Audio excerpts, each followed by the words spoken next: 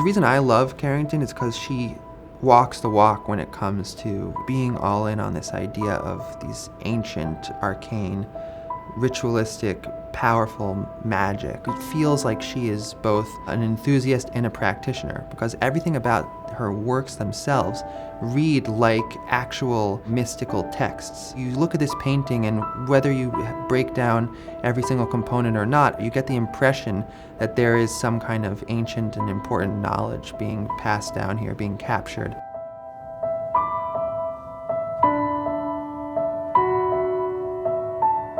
Leonora Carrington was one of the most important female surrealist artists. She was originally born in the United Kingdom and grew up in an affluent setting, but when she was 19, she was exposed to a surrealist exhibition in London, and at that point essentially left home and chased the surrealists to Paris, where she committed herself to that circle and fell in with artists like Andre Breton and, of course, Max Ernst, who she famously became lovers with. When the war broke out, she was separated from Max Ernst. She was somewhat marooned in Spain and suffered a nervous breakdown. She eventually came to New York herself and then later emigrated to Mexico, where she settled down and lived for a very, very long life. She only died in 2011. Her style was singular and very much influenced by mythology and sort of legend, particularly Irish and Celtic lore. Like a lot of the female surrealists, she was interested not so much in sort of erotic desire and subconscious in the way that male surrealists like Breton and Dali, etc. were, but more in the way that which women were able to connect to nature in particular and harness and derive enormous power in that way.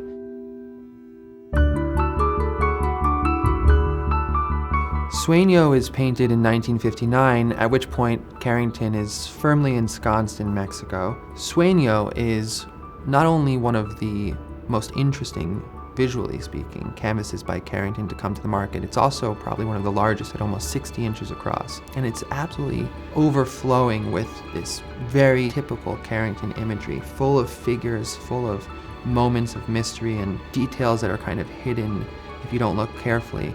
It's very similar to an artist that Carrington had enormous admiration for, Hieronymus Bosch. You kind of have this scene divided into three horizontal bands, which is very typical across all of civilization's myths, right? You have the heavens, earth, and the underworld. And the idea of a journey, think about Dante.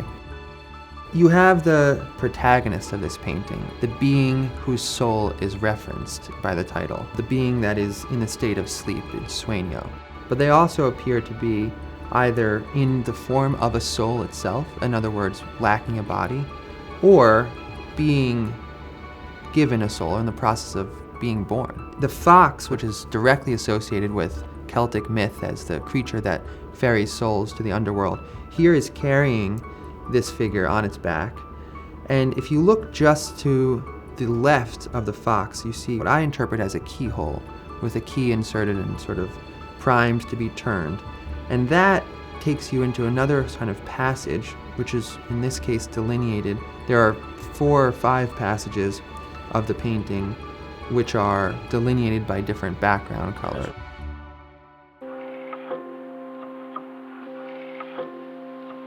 I think at the core of Carrington's own conception of mythology is the sort of feminine first identification, whether it's her own personal narrative or looking back at the entire history of mythology as something that derives from this sort of sacred feminine, from this goddess worship. So in this case, for example, she takes the Minotaur. The Minotaur is a very, very ancient image, of course, and it's associated in Greek myth with violence. But in Carrington's world, the Minotaur is a female figure and seen as a kind of sage, as someone who is bringing safety to the world rather than a source of violence.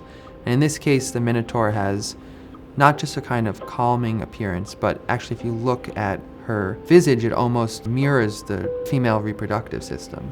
And in that way, it's seen as like a source of life and birth and all good things rather than a destructive force and something that's a harbinger of death. We see that the act of cooking something, it's visualized in a very specific way with this kind of cascade of figures. One of the key elements of Carrington's practice was the reclamation of domestic acts, domestic spaces for women as a sort of locus for feminine power and feminine regeneration. Carrington is saying that this is in fact a source of incredible power. It's an ancient and sacred act, and it's one that is associated in her mind, and probably in reality, with ritual, with magic, with the ability to heal people. But it is interesting, you know, the sort of upper right, you have this trio of figures. Here they're holding, whether it's an embryo or an apple, it's something that symbolizes this kind of germ, the birth of something. Whether it's an apple or an egg, whether they are creating the soul or just putting it into a body, there's so much that's unanswered in this canvas, and that's part of why it's so interesting.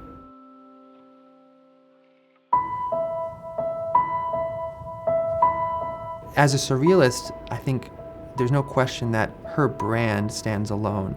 It's powerful, it's raw, it's communes with nature, it's deeply personal, deeply feminine, but in a very specific way. That practice is as close to being, you know, a sorceress, a real-life sorceress, as I think anyone could hope to accomplish. And I think Carrington lived that and did that and brought that into the world, and we all get to now enjoy that and learn from it and study her work and see if we can't learn some of what she was aware of.